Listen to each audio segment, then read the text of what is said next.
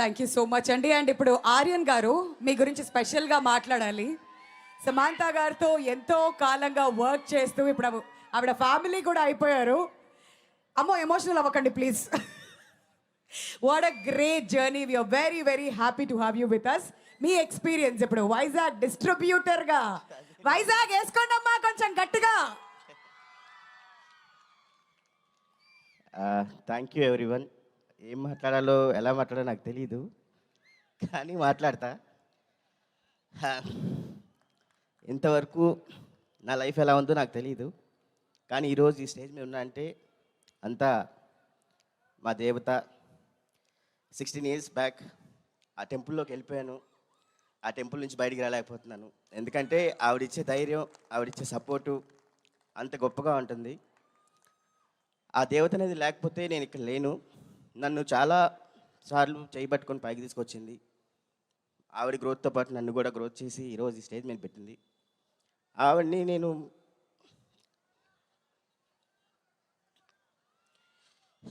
ఏమని పిలవాలో తెలియదు, కానీ ఆవిడ లేకపోతే నేను లేను.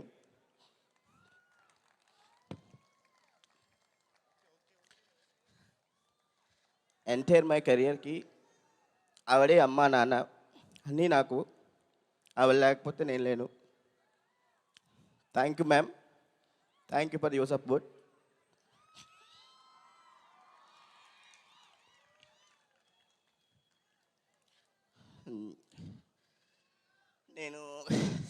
నేను ఇది నాకు సెకండ్ లైఫ్ లాగే. బట్ ఈ జర్నీలోకి వచ్చిన తర్వాత నాకు హెల్ప్ చేసిన వ్యక్తి ఇంకొక అతను ఉన్నాడు, అది రాకేష్ గారు.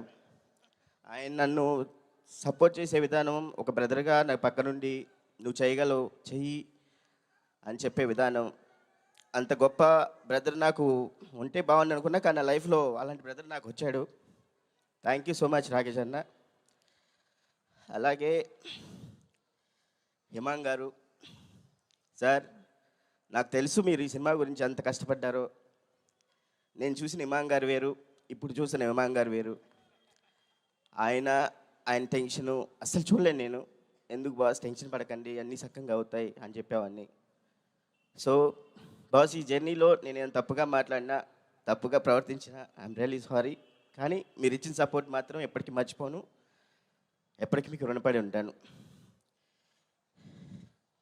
రాజ్ సార్,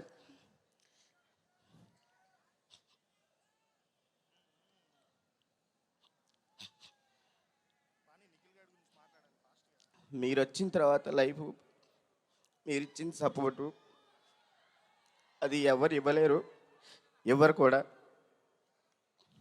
నాకు తెలుసు మీ సపోర్ట్ ఎంత ఉంటుంది అనేది, మీ ఎంకరేజ్మెంటు.